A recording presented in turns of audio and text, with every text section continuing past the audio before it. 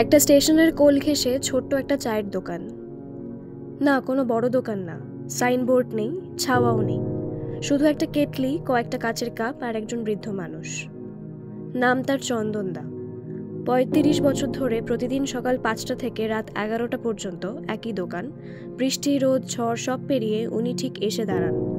কিন্তু একটাই জিনিস, প্রতিদিন সকালবেলা দোকান খুলেই ৪ কাপ চা বানান, কিন্তু কাউকে দেন না। লোকেরা ভাবে হয়তো ওটা প্র্যাকটিস, হয়তো কেটলির পুরনো জল ফেলে দিচ্ছেন, কিন্তু কেউ কখনো জানতে চায়নি কেন ৪ কাপ।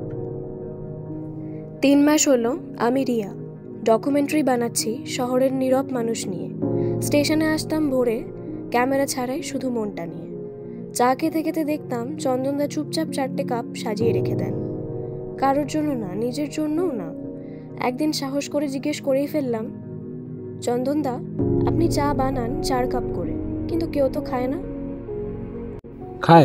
খায় রে মা, তারা আসে না, তবু চা খায়। মানে? তোর সময় আছে? আমি এক সময় মাস্টার হতে চেয়েছিলাম। মফস্বলের ছেলে, পড়াশোনায় ভালো, কলেজে প্রথম হয়েছিলাম। কিন্তু ৮৬ সালের একটা দিন সব পাল্টে দিল। একটা মিছিল হচ্ছিল কলেজের সামনে, আমি শুধু দাঁড়িয়ে দেখছিলাম। পুলিশ এসে লাঠি চালালো, কে মারলো, কেউ দৌড়ালো, আমি বুঝে উঠতে পারলাম না। আমাকে গ্রেপ্তার করা হলো রাজনৈতিক হুমকি বলে। আমি তো কিছুই করিনি, তবু ছবি ছাপা হলো কাগজে। বাড়ি ফিরতেই বাবা বলল, তুই আমার ছেলে না। মা কিছু বলেনি, শুধু কান্না করছিল।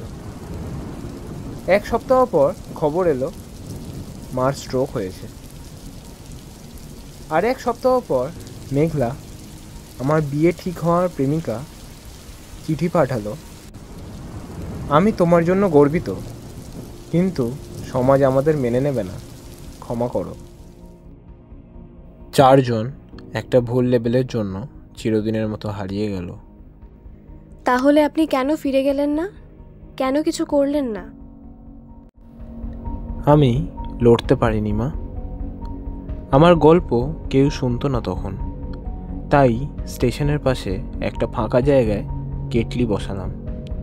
প্রথম দিন ৪ কাপ চা বানালাম, একটা বাবার জন্য, একটা মায়ের জন্য, একটা মেঘলার, আর একটা নিজের জন্য, যে ছেলেটা একদিন শিক্ষক হতে চেয়েছিল।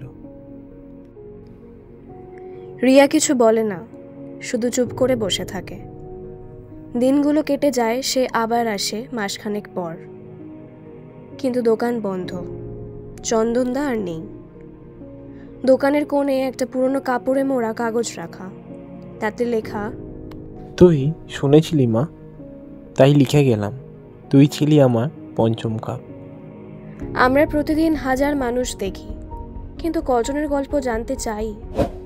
চন্দনদা চলে গেছে, কিন্তু তার ৪র্থ কাপটায় এখনো ধোঁয়া ওঠে আমাদের স্মৃতির মধ্যে, নীরব কিন্তু জীবন্ত।